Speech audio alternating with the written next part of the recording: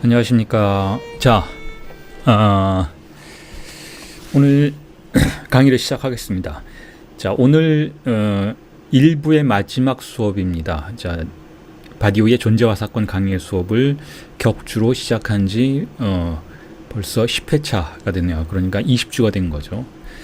지난 10주간 격주로 진행되었던 수업 동안 존재와 사건이라는 텍스트의 서론을 살펴봤어요. 주로 서론을 살펴봤죠. 그리고 어떻게 바디우가 수학이라는 것을, 수학의 언어를 존재론에 가장 최적화된 언어로서 간주하는지에 대한 이야기를 논증해 봤습니다. 하나하나 살펴가면서 텍스트를 살펴가면서 논증을 해봤습니다.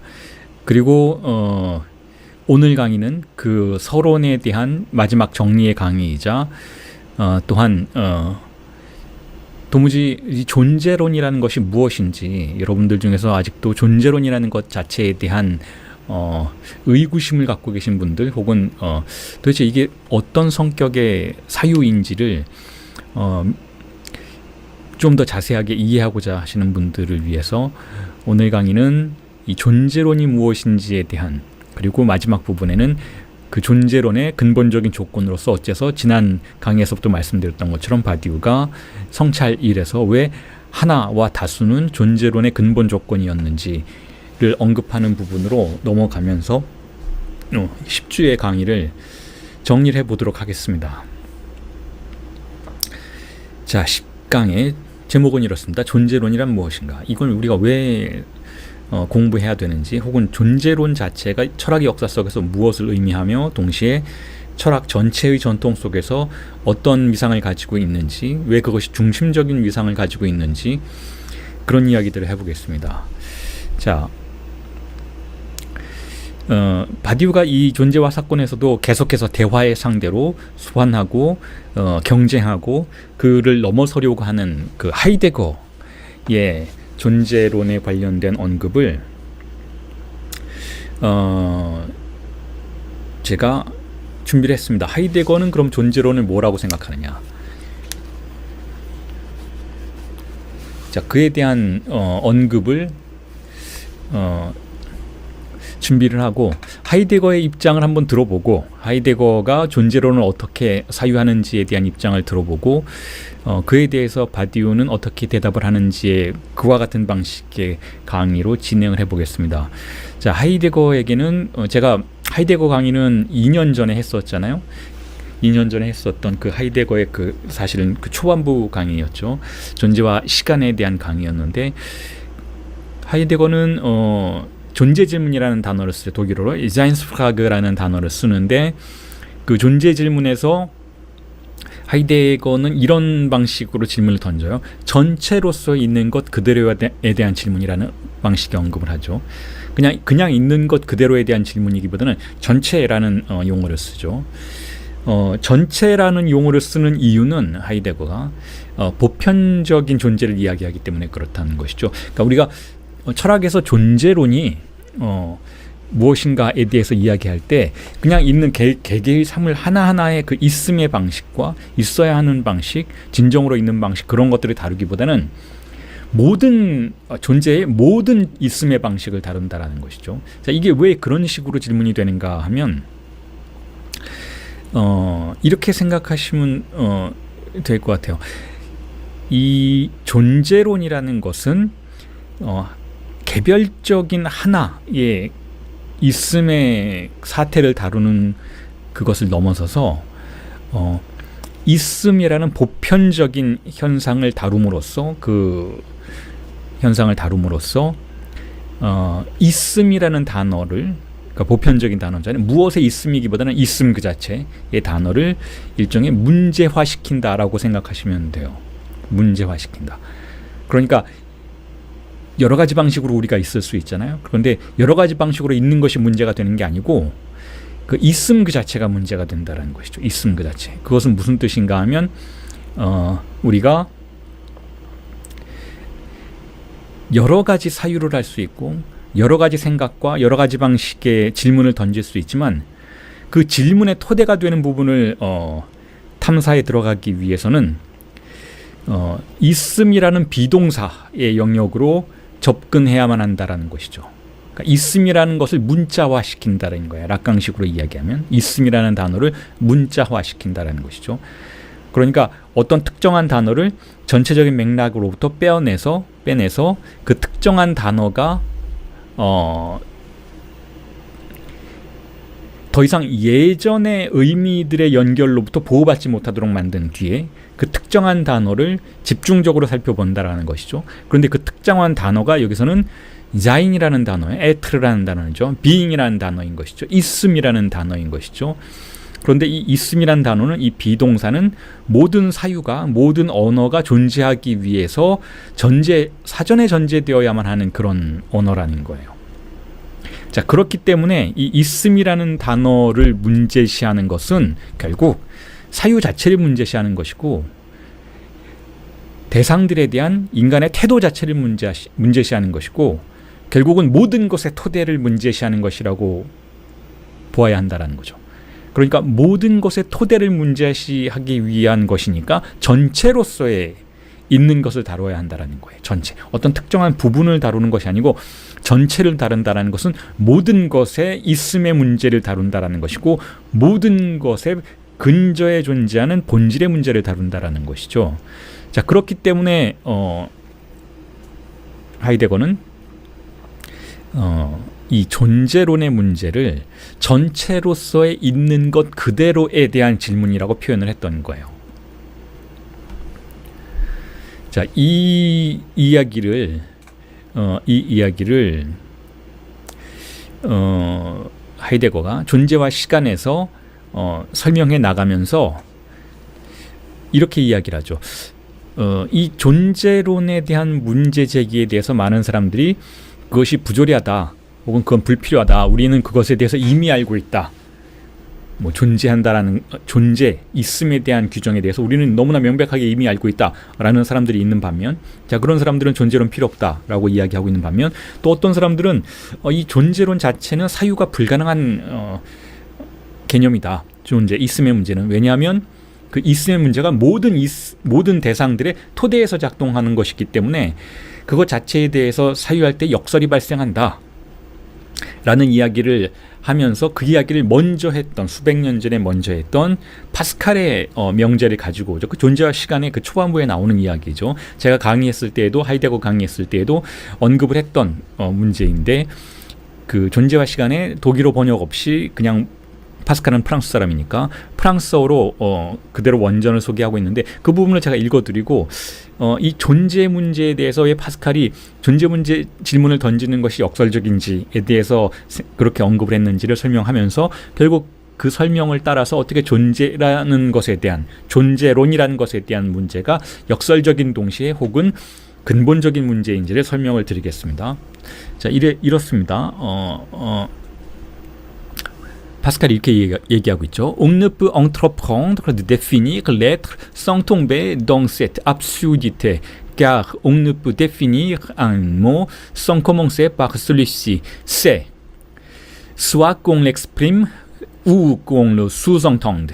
Donc pour définir l'être, il faudrait dire c'est et ainsi employer le mot défini dans sa définition. 자, 이게 파스칼의 펑세에 나오는 텍스트예요. 번역을 하면 이렇습니다. 자, 이러한 부조리에 빠지지 않고는 존재의 정의를 시도할 수 없다. 왜냐하면 뭐뭇이다 라는 낱말을 말로 표현하든지 아니면 은연중에 암시하든지 간에 아무튼 하나의 낱말을 그 낱말로부터 출발하지 않고서는 정의할 수 없기 때문이다. 그러므로 존재를 정의하기 위해서는 뭐뭇이다 라고 말할 수밖에 없는데, 그렇게 함으로써 정의되어야 할 낱말을 그 정의 속에서 사용하게 된다.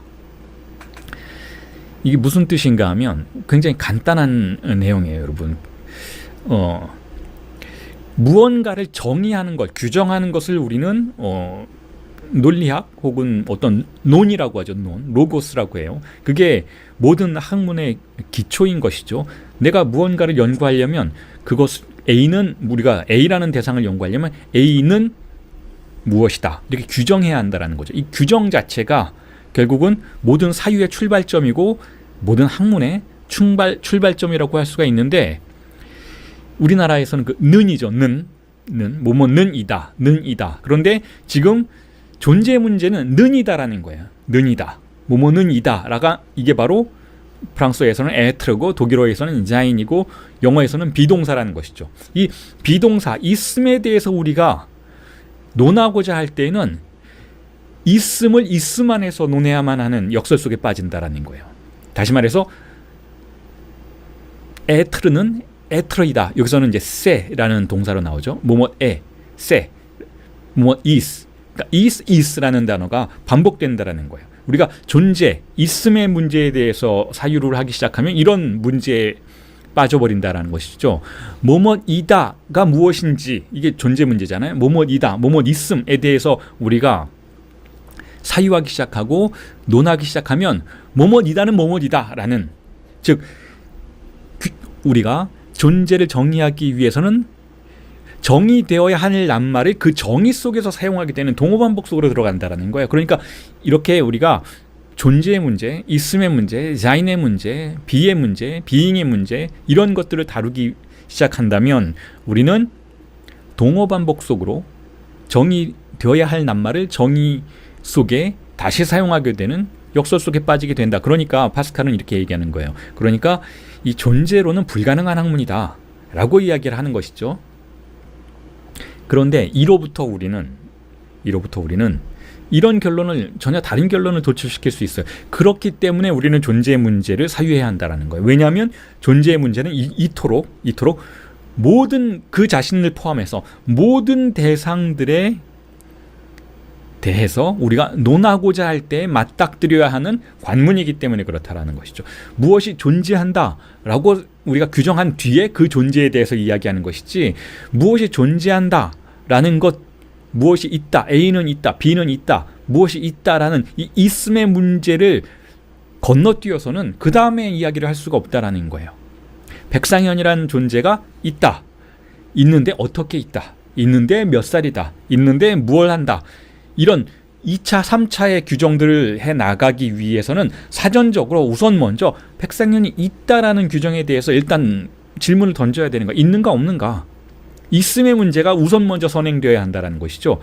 그래서 파스칼은 이 있음이라는 이 사태가 모든 사물들에게, 모든 존재하는 것들에게 보편적으로 귀속되는 속성이기 때문에, 있음이라는 속성은 모든 사물들에 대한 조건이기 때문에 있음에 대해서 질문을 던지려면 뭐뭇이다, A는 A다라는 이 동어반복의 역설 속으로 들어가야만 한다.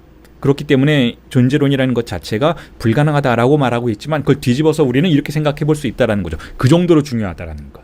그러니까 이 있음의 문제라는 것은 모든 규정에 선행되는 조건인데, 그게 그냥 자연스럽게 이미 거기에 있다라고 사전적으로 정의해 놓고 그 다음에 이야기를 해 나갈 수도 있겠지만, 엄밀하게 근본적으로 사유하려면 우리는 있음의 문제를 사유해야만 된다라는 거예요. 그렇게 중요한 문제라는 것이죠.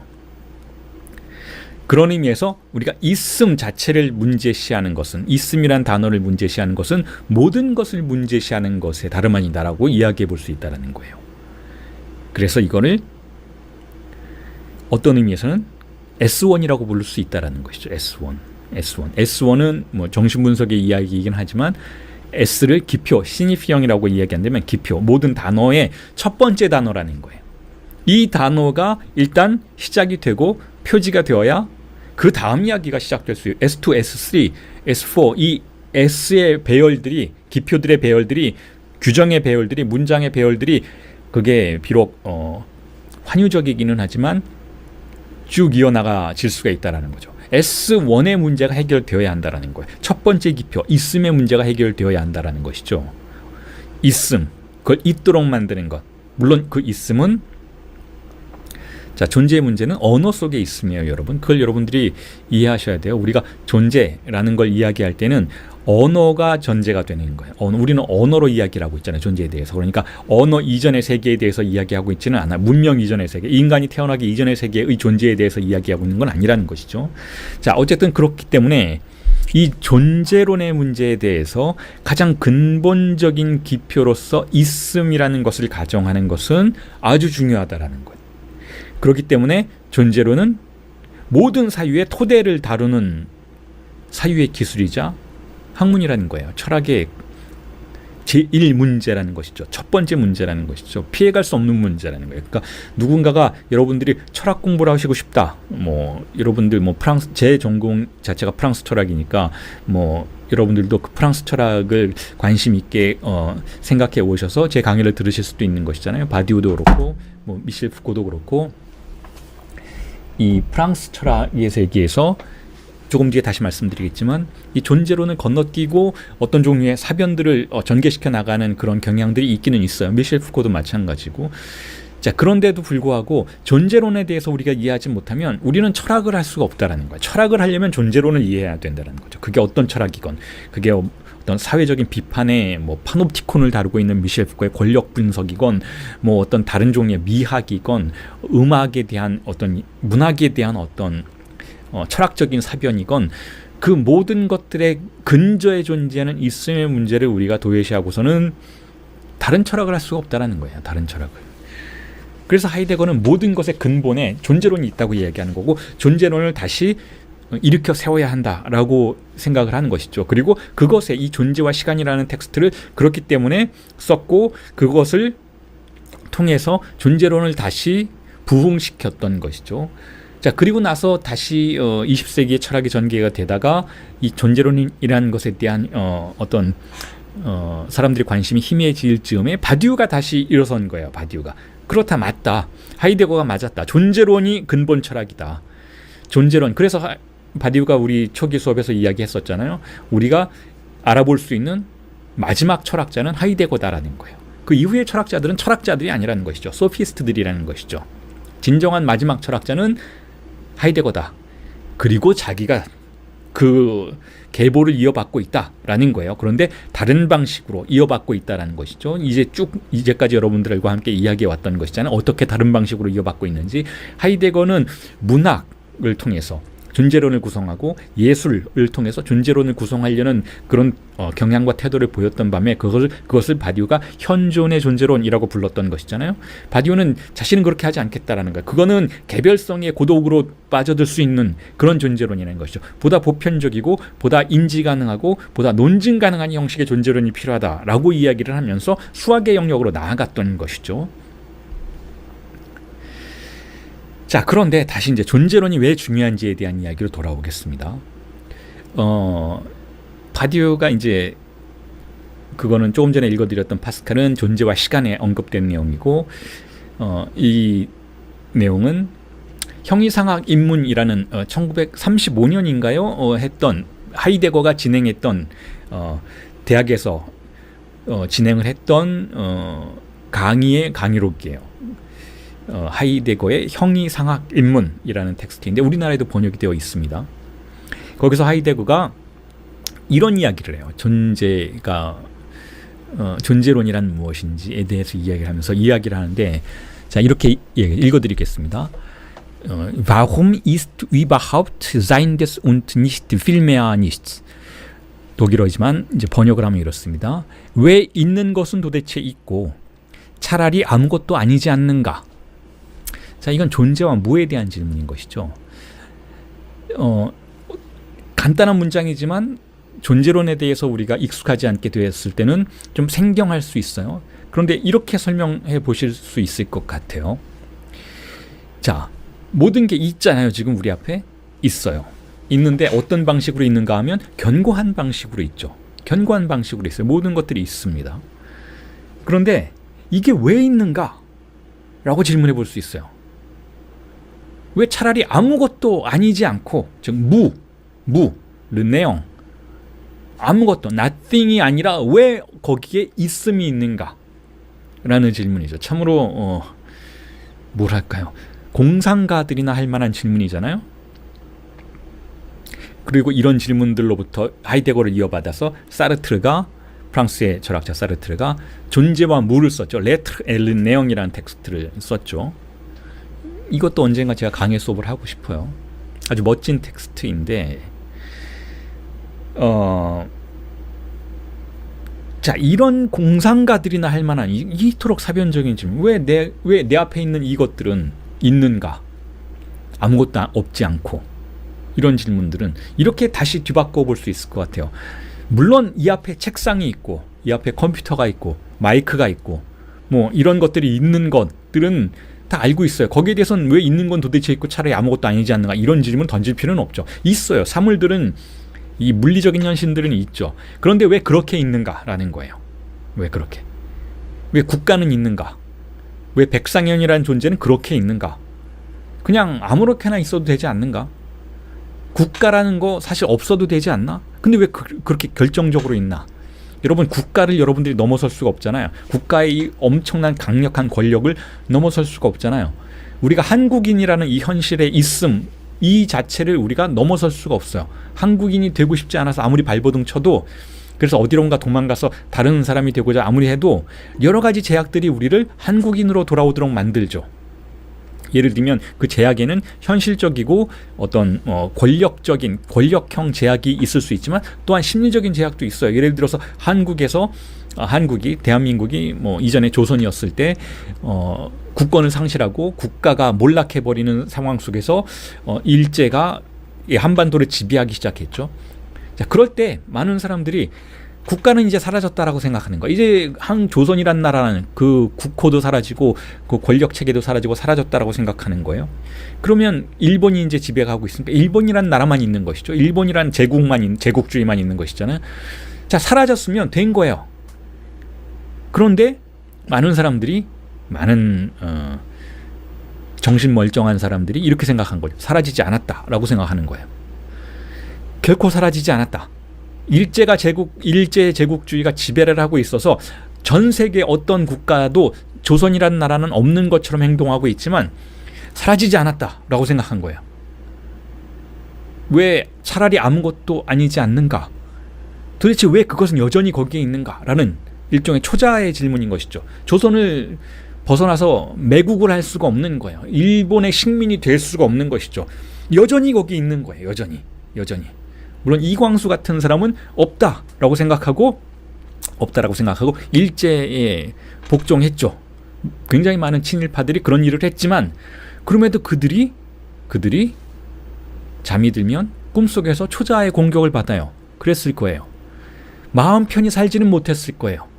자신의 부모와 자신의 가족과 자신의 선배와 자신의 후배들이 나는 조선인이다 라고 말을 하면서 살았던 그런 국가의 존재가 단 한순간 사라진다라고는 생각할 수 없었을 거예요. 왜 그건 거기에 여전히 있는가? 차라리 아무것도 아니지 않고 라는 질문을 던져볼 수 있는 것이죠. 존재라는 건 왜 그렇게 있는가? 왜 그렇게 강력하게 있는가? 왜 거기서 우리는 벗어날 수가 없는가? 라는 질문들이 던져질 수 있다라는 거죠. 이건 단순히 공상의 문제는 아니라는 거예요. 자, 그래서 하이데거가 이 형리사강 입문에서 이렇게 이야기를 해요. 이런 질문들, 왜 있는가의 질문들이 어떤 경우에 등장하는가에 대한 사례를 이렇게 제시를 하죠. 예를 들어서 말할 수 없는 절망 중에 모든 사물들의 무게는 사라지고 그 의미들은 어둠으로 얼굴을 가릴 때 질문은 솟구친다. 왜 있는 것은 도대체 있고 아무것도 아니지 않은가? 라는 질문이 이럴 때 솟구친다라는 거예요. 자, 보세요. 하이데거가 어떤 방식으로 사례를 드는지. 우리가 절망에 빠져 있을 때 질문을 던진다라는 거예요. 자, 조금 전에 그 조선의 이야기는 어떤 의미에서는 존재에 대해서 긍정적인 태도를 취하는, 여전히 나는 그 존재를 믿는다라는 그런 사례였지만, 자, 이건 좀 부정적인 방식으로 존재를 바라보는 태도예요. 예를 들어서 우리가 평상시에는 국가가 거기에 있다, 가족이 거기에 있다, 백상현이라는 존재가 그러한 방식으로 거기에 있다, 한 남자가 남자로서 있다, 한 여자가 여자로서 있다, 자, 우리는 있다, 정의로움은 있다, 올바름은 있다, 선은 있다, 법은 있다, 다 있다의 문제잖아요. 자, 이 있다. 하나님은 존재하신다. 종교라는 건 있다. 다 있다. 자, 있음의 문제가 우리를 어떤 의미에서는 보호해주고 있어요. 있기 때문에 우리는 그 안에서 살아가는 거예요. 그 있음의 양태 그대로. 그런데 어느 날 하이데거가 그런 사례를 잘 들죠. 이런 방식의 뭐랄까요, 철학적 어떤 문학적 터치를 철학 안으로 끌어들이는 기술이 참으로 뛰어난 사람이죠. 이런 거예요. 어느 날 우리가 절망에 빠진 거예요. 뭐 암에 걸렸다든지, 아니면 뭐 가세가 기울었다든지, 아니면 뭐 누군가에게 배반을 당했다든지, 아니면 뭐 책을 썼는데 어떤 혹평을 받았다든지, 아니면 뭐 직장에서 해고당했다든지, 아니면 뭐 가족들로부터, 뭐 예를 들어서 아내로부터 혹은 남편으로부터 이혼당했다든지, 친구로부터 따돌림을 당했다든지, 어떤 우리가 절망 속으로 들어가요. 자, 그때 우리는 어떻게 생각하는가 하면,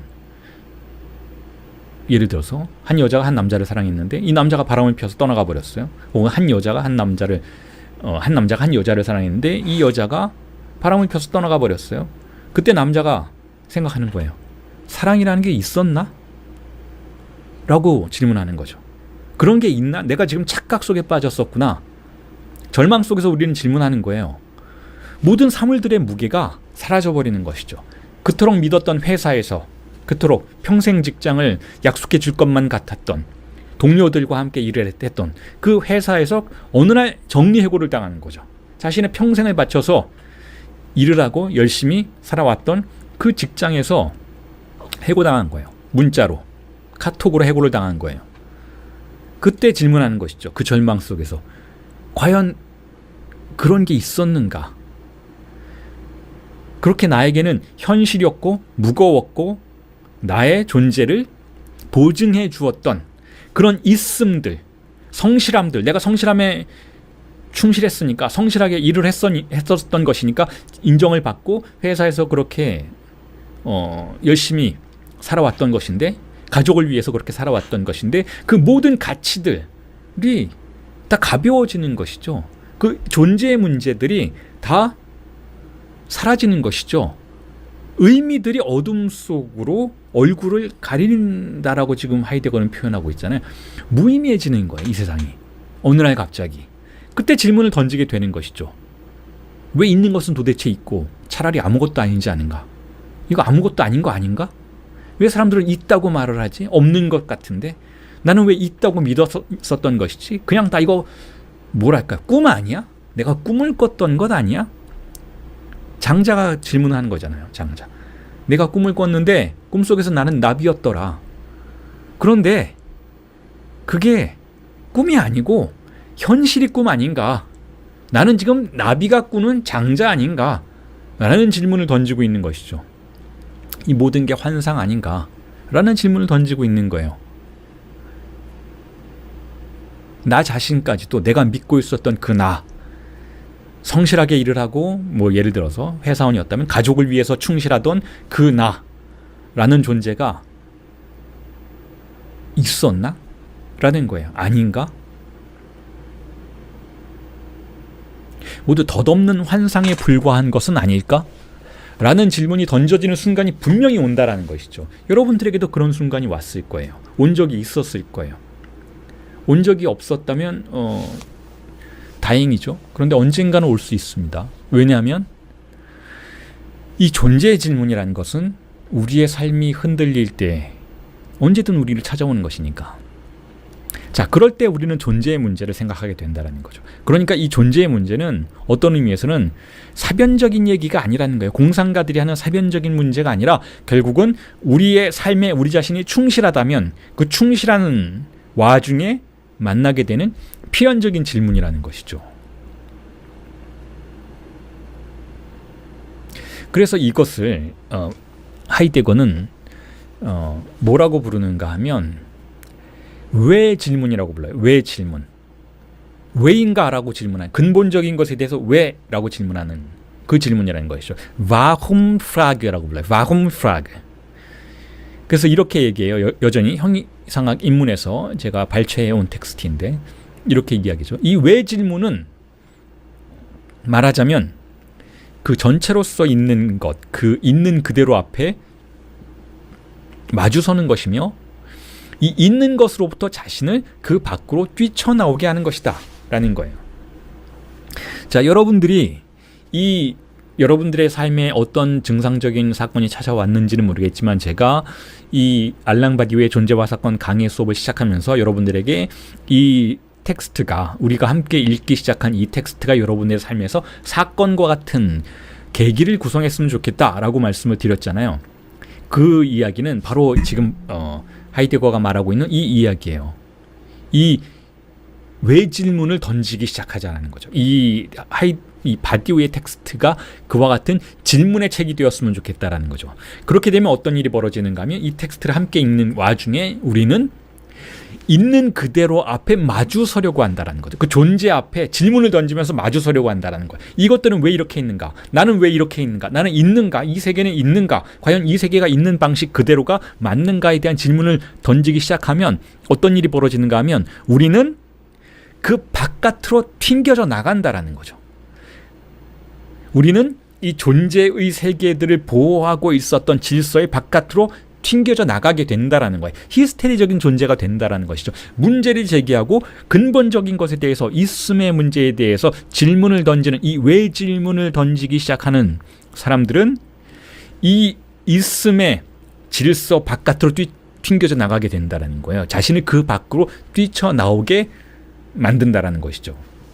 자, 그리고 나서 하이데거가 이렇게 이야기하고 있어요. 이 특기할 만한 왜 질문이 다음과 같은 사실 안에, 즉 사람들이 그것이 진정되었든 거짓이었든 진정이었든 거짓이었든지 간에 지금까지 자신의 인간 존재를 감싸 보호하고 있었던 안일로부터 뛰쳐나오도록 해주는 그와 같은 도약 속에 그 근원을 가지고 있다는 사실을 경험하게 되는 것이다. 그러니까 철학이란 이런 경험이라는 거예요. 이 왜 질문을 던지면 우리는 그 질문을 던지기 이전에 우리의 존재를 보호하고 있었던 이 세속의 질서로부터 튕겨져 나가는 일종의 도약을 경험하게 된다는 것이죠. 이게 철학, 존재론을 함에 있어서의 우리가 감당해야만 하는 사건들이라는 거예요. 우리가 존재 질문을 던지는 것 자체가, 이 왜 질문을 던지는 것 자체가 앞으로 우리가 살펴볼 2부에서 살펴볼 바디우의 그 다양한 존재론적인 질문들의 수학적인 논증들을 살펴봄으로써 우리는 우리 자신의 있음의 문제에 대해서, 혹은 보편적인 있음의 문제에 대해서 왜 질문을, 바쿰 프라그를 던지게 되고, 그렇게 되었을 때 우리는 우리 자신의 안일한 삶의 어떤 보호의 영역으로부터 튕겨져 나가는 경험을 하게 된다는 거죠. 그걸 받아들여야만 한다는 거예요. 이 안일함. 이걸 정신분석적인 용어로 설명을 하자면 알지 않으려는 욕망이라고 할 수가 있겠죠. 우리의 근본적인 욕망이 알지 않으려는 욕망이에요. 인간의 가장 근본적인 욕망은 알지 않으려는, 무지에 대한 욕망이라는 것이죠. 외면하려는 욕망이라는 거예요. 왜냐하면 그걸 마주하는 것 자체가, 여기서는 지금 존재라고 말을 하고 있지만 근본적으로 있음 그 자체는 바로 우리 자신의 주의상 쓰인 것이고 우리 자신의 신체의 양태인 것인데, 그 신체와 마주하는 것, 우리 자신의 존재 그 자체와 마주하는 것 자체가 바로 인간에게는 견딜 수 없는 불안을 이야기한다는 거예요. 큰 사물과 마주할 때, 있음 그 자체와 마주할 때 우리는 견딜 수 없는 불안을 경험하게 된다는 거죠. 아니란 곳으로부터 우리가 뛰쳐나가는 결과로 이어진다는 것이죠. 자, 그런데 같은 텍스트에서 하이데거의 형이상학 입문에서 이런 이야기를 해요. 그런데 신학에서는 존재론이 불가능하다라는 거예요. 종교적인 관점에서는 존재론이 불가능하다라는 것이죠. 왜 그런가에 대해서 이렇게 이야기를 해요.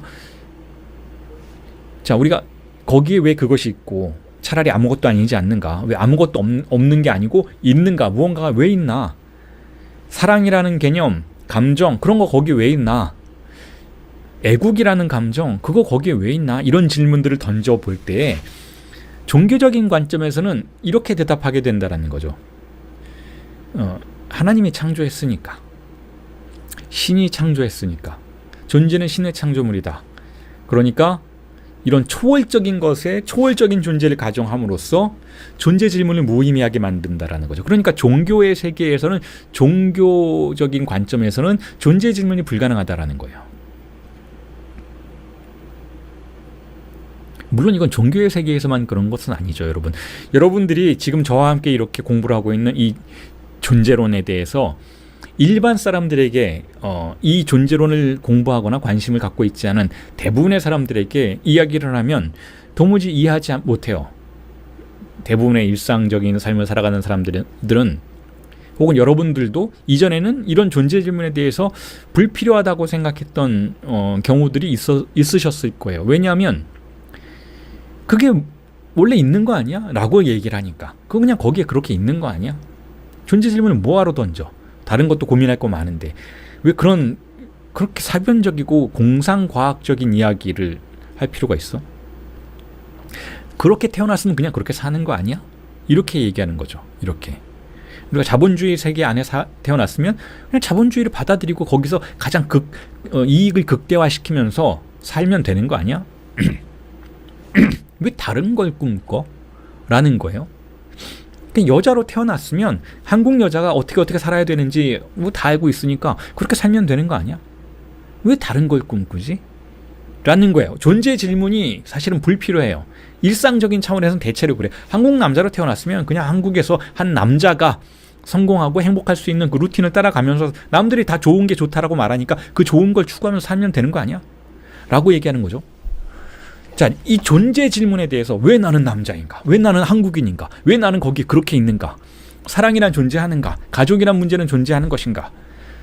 이런 질문들, 국가란 존재하는 것인가? 이런 질문, 근본적인 있음이란 왜 거기 있어야만 하고 왜 아무것도 아니지 않은가? 이런 질문을 던지는 건 무의미하다라고 일반적으로는 생각하는데 그 이유는 사실상 이런 이유 때문이라는 거죠. 종교적인 이유 때문이라는 거예요. 그건 종교인들은 하나님이 예를 들어서 개신교는 하나님이 그걸 그렇게 창조해 주셨으니까, 카톨릭에서는 하느님이 그걸 그렇게 창조해 주셨으니까, 뭐 다른 민속 신앙에서는 뭐 조물주가 그걸 그렇게 창조해 주셨으니까, 조상님이 그렇게 결정해 주셨으니까, 이렇게 생각한다라는 거예요. 종교적인 사고방식으로는.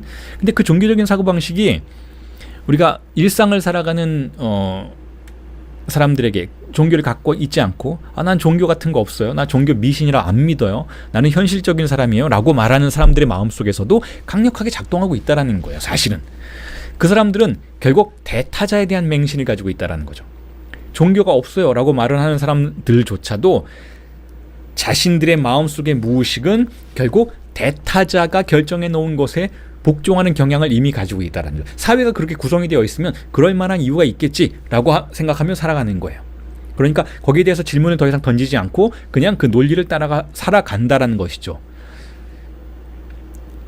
그러니까 우리가 존재하는 모든 것들에 대한 보증인을 대타자로서 설정하는 경향이 우리의 무의식에 있다라는 것이죠.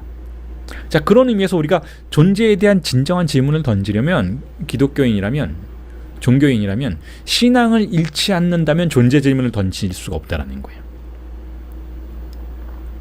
혹은 우리가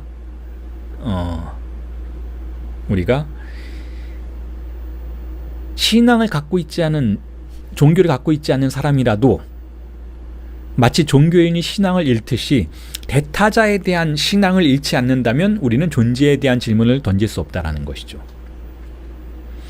그러면 제가 지금 저와 함께 바디우를 이렇게 읽어나가는 여러분들 중에서 종교를 갖고 계신 분에게 종교를 버려라 라고 말하고 있는가 하면 그렇지 않다라는 거예요. 왜냐하면 여러분 그 파스칼의 유명한 이야기 있잖아요. 어중이 떠중이, 파스칼은 신앙심이 굉장히 깊은 사람이에요, 여러분. 파스칼은. 그런데 파스칼이 이렇게 얘기하죠. 어중이 떠중이 제주이트보다 절망한 허무주의자가 더 진실한 사람이다, 하나님에 대해서. 파스칼은 이렇게 얘기해요. 어중이 떠중이 제주이트가 어떤 사람인가요? 그냥 주어진 신앙을 먹고 사는 사람들이에요. 목사님이 이게 좋다니까, 신부님이 저게 좋다니까, 자, 이렇게 하면 천당 간다니까, 천국 가려면 이렇게 해야 한다니까, 그냥 그렇게 살아가는 사람들이에요. 한 번도 신앙에 대해서 질문을 진지하게 던져본 적이 없는 사람들인 것이죠. 그냥 부모님이 기독교인이었으니 뭐 이렇게 모태신앙처럼 기독교인이 됐고 그렇게 살아가다가 그냥 그렇게 좋은 게 좋은 거예요. 교회 안에서도 좋은 게 좋은 거예요. 하나님이 우리한테 잘해주시겠지. 하나님이 선한 존재이시니까, 하나님은 선한 하나님이니까 내가 하나님의 말씀 잘 듣고 교회 잘 다니고 헌금 잘 내면 천당 가겠지, 이거예요. 자, 이건 신앙이 아니라, 진정한 신앙이 아니라고 파스칼은 생각하는 거죠. 진정한 신앙이란, 지금 하이데거가 이렇게 얘기하고 있어요.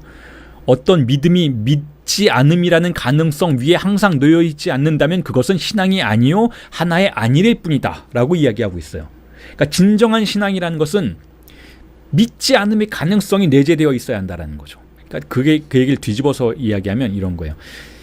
진정한 신앙이라는 것은, 결국 진정한 신앙이라는 것은 하나님과 마주하는 태도인 것이지, 하나님과 1대1로 마주하는 태도인 것이지, 하나님과 나를 중개하는 세속의 언어들, 목사님의 언어이건 신부님의 언어이건 뭐 전도사님의 언어이건 뭐 그게 뭐가 됐든 그 중개하는 언어에 매몰되지 않는 것, 그것에 의지해서 편안하게 신앙을 취해 나가지 않는 것이 바로 진정한 신앙이라는 거예요. 그것들을 의심하는 것이죠.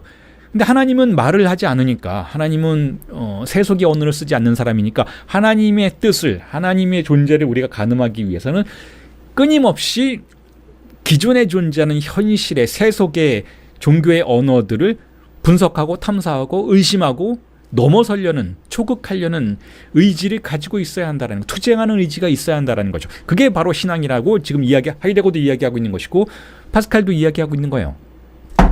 그러니까 제가 여러분들에게 뭐 종교를 갖지 말자 뭐 이런 얘기를 하고 있는 게 아니라는 것이죠. 그런 얘기가 아니고 오히려 진지하게 어떤 질문을 던지는 역량이 인간의 달란트 중에 가장 뛰어난 달란트라면 그걸 신앙에 대해서도 적용시켜야 한다는 거죠. 자, 그런데 그렇지 않은 믿음이, 종교적인 관점이 존재 질문을 불가능하게 만든다라는 거예요. 하이데거가 지금 그 얘기를 하고 있는 것이죠.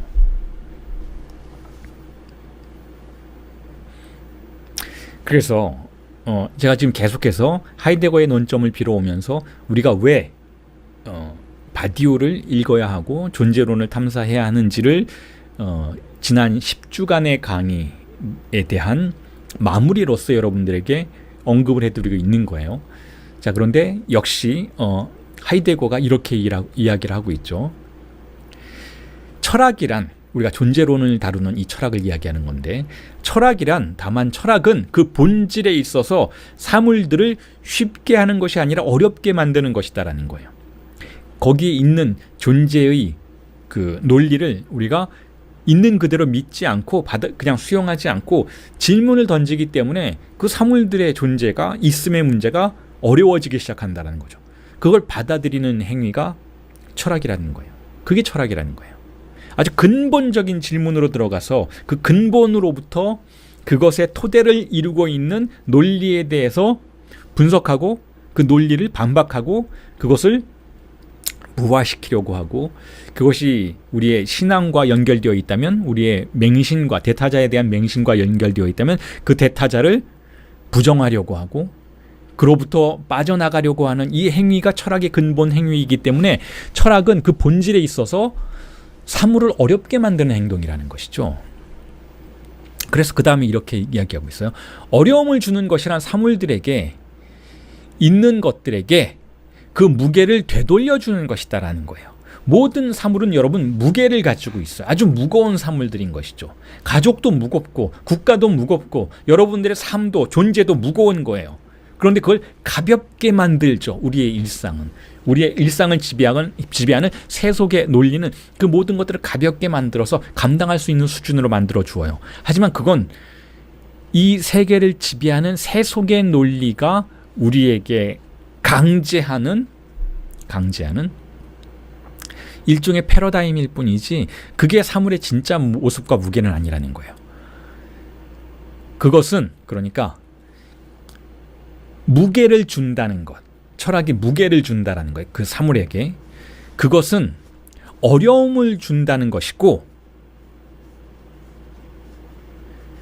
이 어려움을 준다는 것이 모든 위대한 것이 태어날 수 있는 근본적인 전제 조건 중에 하나라는 것이죠.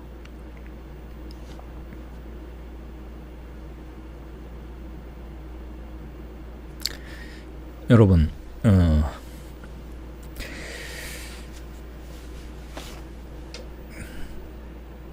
삶은 무거운 거예요.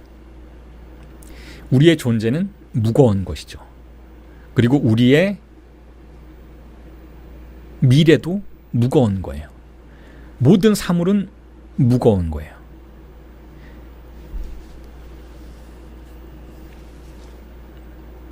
이걸 이렇게 무거운 것들을 가볍게 해주려는 논리들이 있어요. 가볍게 하려는 논리들. 철학을, 어떤 지식을 가볍게 만들어서 우리에게 섭취하도록 해주려는 그런, 소비하도록 해주려는 그런 책들이나 미디어들이 있죠. 뭐 예를 들면 예능 프로그램에 철학자들이, 역사학자들이 출연해서 아주 재미나게 이야기를 해요. 재미나게 이야기를 해주어서 그 내용이나 철학의 내용이나 혹은 인문학의 내용들을 많은 사람들에게 전파해 주려는 그런 텍스트들 있죠. 그런 프로그램들이 있고 그런 책들도 있어요. 뭐 하룻밤에 읽는 자크라카 뭐 이런 책들이 있잖아요. 모든 걸 가볍게 만들려고 하죠. 모든 걸. 우리 삶에 많은 것들을 가볍게 만들려고 해요. 가볍게 만들어서 재미나게 소비할 수 있도록 만들어 주려고 해요. 자, 그런데 그런 것에 대해서 저는 반대해요. 반대한다라는 건 무슨 뜻인가 하면,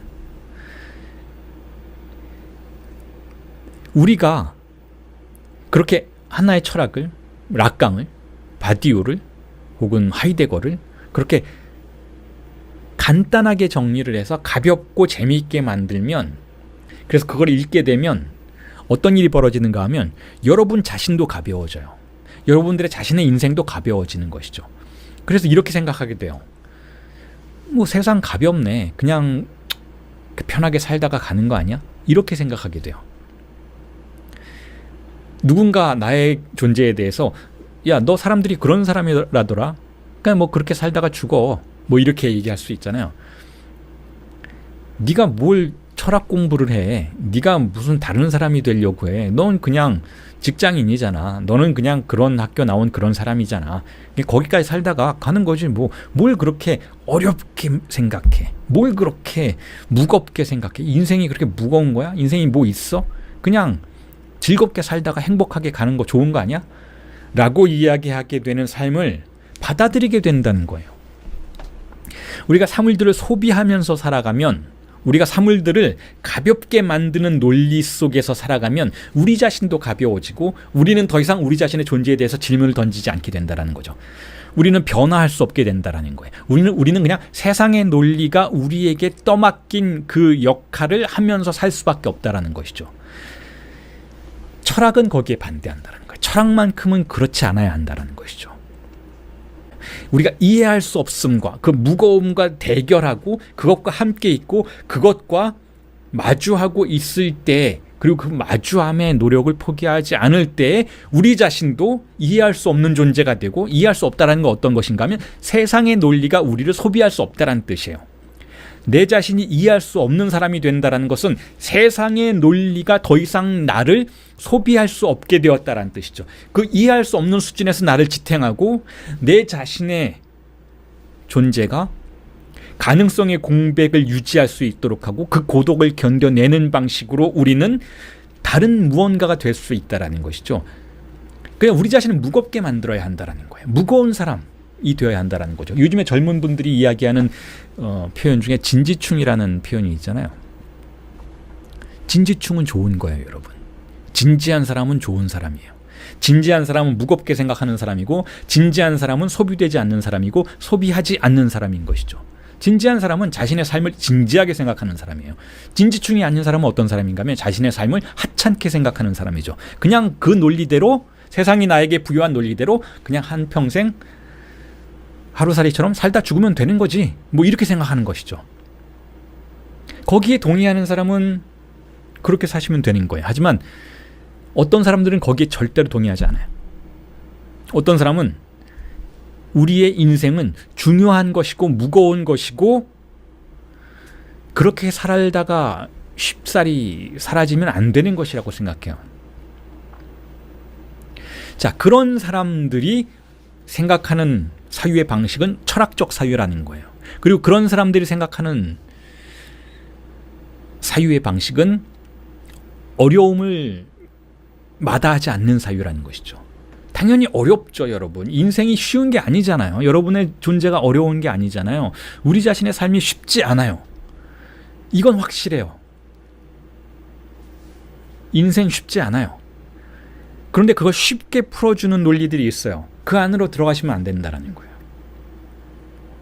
그래서 하이데거가 존재 질문을 질문하는 것은 결국 우리들이 우리들에게 익숙해진 모든 있는 것들의 영역 안에 머무르기를 단념하는 것이다 라고 이야기를 하는 거예요.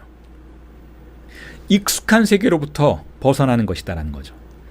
이 세상의 익숙함은 여러분 강제된 익숙함이에요. 쉬운 세계인 것이죠. 그 쉽고 익숙함은 우리가 그 안에 머물러 있을 수 있도록 이 사회의 권력과 고정관념의 패러다임이 우리에게 강제한 것이죠.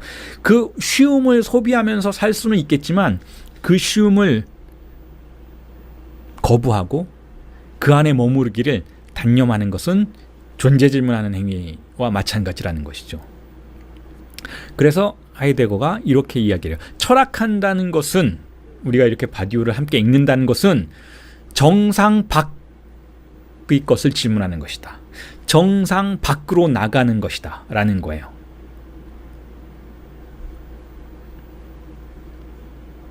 정상 바깥, 비정상으로 가는 것이죠. 비정상. 일종의 그 청리상학 인문에서 그런 표현도 있어요. 일종의 병이라는 거예요. 철학은. 제가 하이데거 강의할 때, 하이데거 강의 수업할 때, 존재와 시간 강의 수업할 때 부제로 철학이라는 정신병에 관하여, 철학이라는 전염병에 관하여 라는 방식의 부제를 달았었죠. 병이라는 거예요, 철학은. 근데 이 병은 진실한 병이라는 것이죠. 그래서 우리의 존재가, 우리가 존재에 대해서 질문을 던지기 시작하면 우선 먼저 우리 자신의 존재에 대해서 사유하기 시작하는 것인데, 자, 그렇게 되면 어떤 일이 벌어지는가 하면 조금 전에 말씀드렸던 것처럼 우리를 둘러싸고 있었던 익숙한 세계의 연결고리로부터 우리가 단절되는 걸 느껴요. 그게 고독 속으로 들어가는 것이죠. 철학을 한다는 건 그런 고독 속으로 들어가는 행위인 것인데, 자, 그 고독 안으로 들어간다는 것은 우리 자신의 존재가 무거워지는 동시에 우리 자신의 존재가 세계의 논리로부터 보호받지 못한다라는 뜻이기도 해요. 자, 그런 의미에서 위험한 상태라는 것이죠. 자, 그런 상태가 어떤 상태인지를 잘 설명해 주는 예술 작품이 하나 있어요. 제가 자주 언급하는 예술 작품이 하나 있죠. 그게 바로 듀샹의 소변기예요.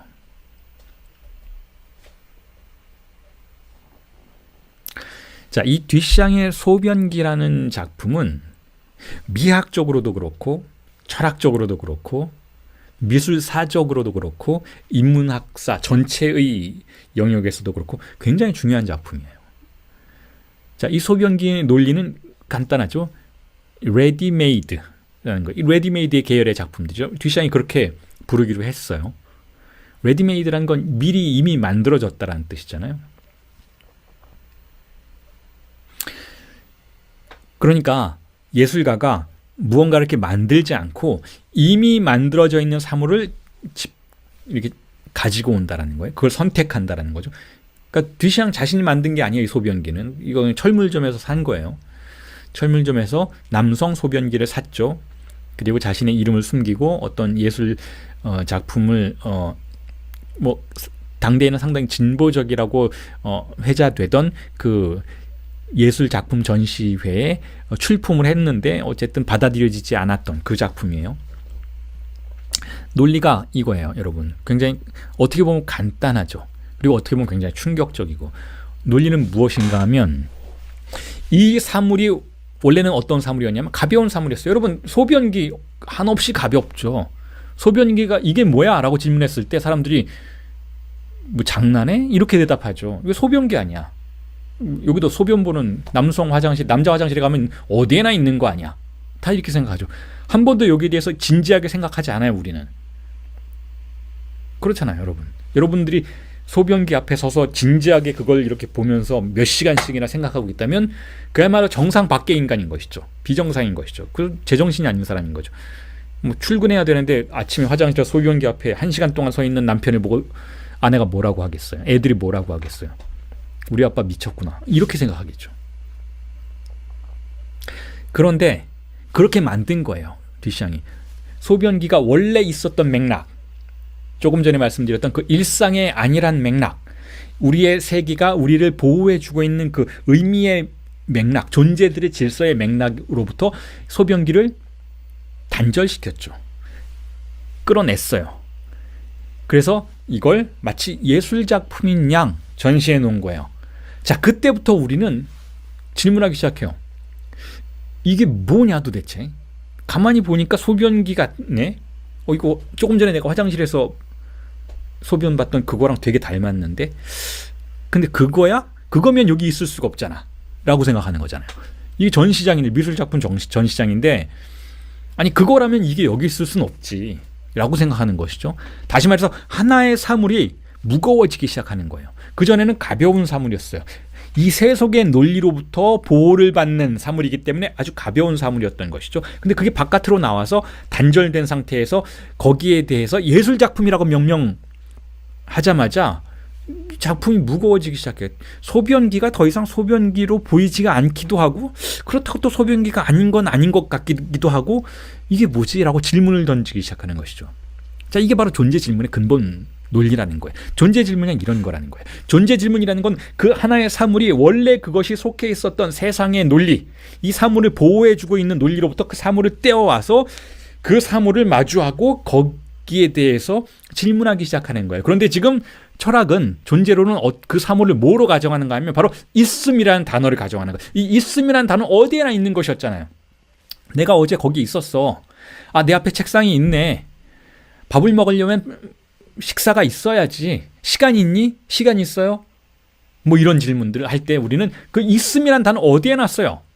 그 있음이란 단어는 이 세상의 논리 안에서 어디에나 통용되고 있는 아주 가벼운 단어였어요. 근데 그 가벼운 단어, 그 있음이란 단어를 어떤 의미에서 S1처럼 작동하지만, 아주 중요한 언어이지만, 중요한 문자이지만, 그게 중요한지도 모른 채로 우리는 그 있음의 문제를 아주 쉽게 생각해 왔고, 그 있음의 문제를 어디에서나 사용하고 있었던 것인데, 그 있음이라는 문자를 이 소변기처럼 딱 띄워온 거예요, 이 앞에. 그리고 그걸 마주한 거죠. 그리고 질문을 던진 거예요. 왜 있는가? 라는 거예요. 아주 모순된 질문을 던지기 시작하는 거죠. 그 순간 어떤 일이 벌어지는가 하면 이 있음으로부터 발생한 모든 세계의 논리가 다 문제시되기 시작하는 것이죠. 뒷샹의 소변기는 그거예요. 이 소변기를 가지고 와서 이게 예술작품인지 아닌지를 우리가 논하기 시작하는 순간, 이 소변기가 무거워지는 게 아니라, 소변기는 당연히 무거워졌지만 미술 전체가 무거워지는 거예요. 그전에는 그냥 미술이라는 건 그림 잘 그리는 거 아니야? 미술이라는 건 위대한 천재성이 그냥 만들어내는 아름다움 아니야? 우리가 즐길 수 있고 눈으로 감상하는 그런 거 아니야?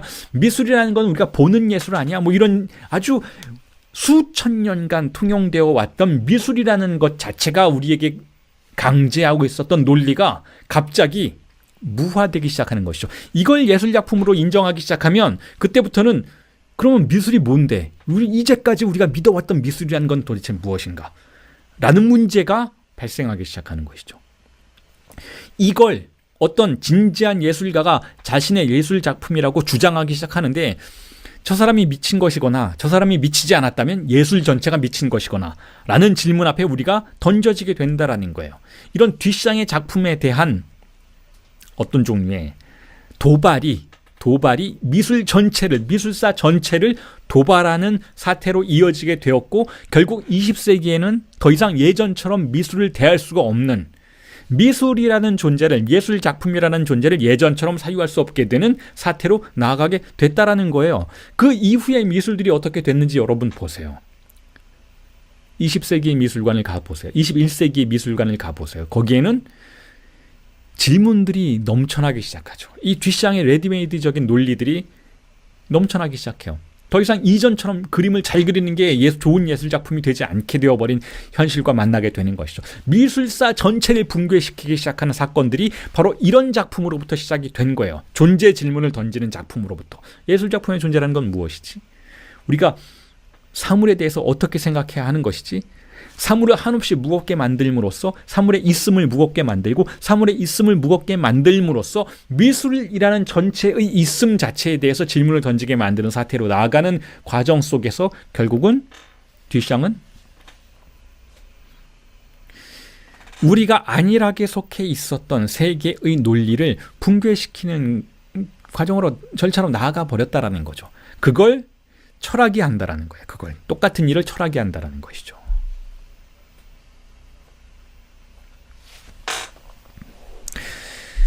자, 그리고 똑같은 텍스트에서 하이데거의 그 텍스트에서 형용사 인문에서 이런 이야기를 해요.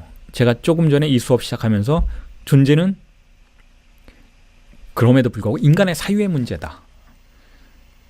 파르메니데스가 존재는 사유다라고 이야기했다면 사유는 인간의 사유인 것이니까 결국 이 존재의 문제는 인간의 문제이다. 우리가 아무리 인간이 아닌 모든 존재에 대해서 다루고 있을지언정 어쨌든 존재는 언어의 문제이고 말씀의 문제이고 인간의 사유의 문제이다 라고 이야기를 했던 것에 대해서 하이데거가 간단하게 이렇게 언급을 하고 있는 부분이 있는데 그 부분을 제가 읽어드릴게요. Im Wort in der Sprache werden und sind erst die Dinger. 40페이지에 있는 텍스트인데 이렇게 얘기하죠. 사물들은 번역하면 이래요. 사물들은 말씀 안에서 그리고 언어 안에서 비로소 처음으로 존재하게 되고 또 존재하는 것이다. 그러니까 존재론의 문제가 이 언어의 문제와 분리될 수가 없다라는 거예요. 사물들의 존재는 말씀 안에서 존재한다라는 거죠. 여기서 하이데거가 다른 설명을 하고 있지는 않지만 굳이 이렇게 말씀이라고 번역을 한 이유는 근본적인 언어이기 때문에 그래요.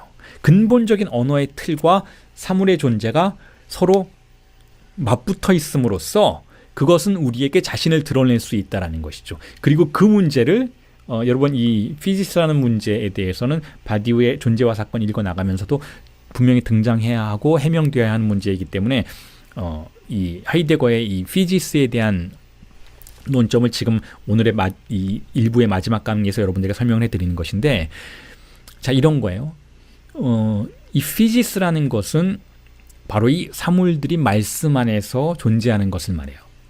무슨 뜻인가 하면 이 피지스라는 것은 우리가 흔히 로마 시대 사람들은 이 고대 그리스의 이 피지스라는 고대 그리스 철학자들이 사유하던 이 피지스라는 것을 네이처라고 번역하기 시작했죠. 자연 그 자체. 자연이라고 번역하기 시작하고 그것을 실증과학의 영역으로 그냥 이어질 수 있는 개념으로 말하고 있는데 그렇지 않다라는 거예요. 이건 굉장히 철학적인 개념이라는 거죠. 피지스라는 개념은. 이게 무슨 뜻인가 하면 피지스라는 것은 결국 있는 것이 있는 것으로서 관찰될 수 있고 또 그렇게 머물 수 있도록 해주는 있음 그 자체 이게 피지스라는 거예요.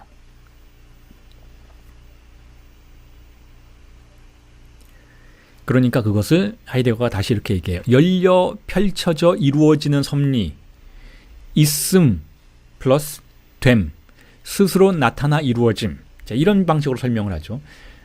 자, 이게 제가 지금 이걸 이 피지스라는 개념을 여러분들에게 이렇게 제시해드리는 이유는 이 듀샹의 이 소변기에 대한 설명 이후에 그리고 또 존재는 이 세계의 보호로부터 벗어나는 사유 속에서 진정으로 질문될 수 있다라는 이 이야기를 해드린 다음에 바로 이 피지스 개념을 여러분들에게 말씀드리는 이유는 이거예요. 자, 존재의 문제는 어떤 의미에서는 두 가지 차원이 맞붙어 있는 개념이라는 거죠. 자, 이게 존재론을 여러분들이 이해하시려고 할 때 염두에 꼭 두셔야 하는 부분이기 때문에 제가 말씀을 드리는 거예요. 우리가 존재론을 지금 탐사하고 있잖아요. 바디우의 존재론을 계속 탐사해 왔고 앞으로도 탐사할 예정이잖아요. 그 존재론이 무엇인가 하면 자, 존재, 있음의 문제를 다루는 것인데 있음을 규정하려는 시도인데 자, 그런데 있음은 결국 두 가지 차원을 가지고 있다는 거죠. 그것이 거기에 있다. 그런데 그냥 있으면 여러분 우리가 거기에 있는지 모르잖아요. 그러면 있는 게 아니에요, 여러분.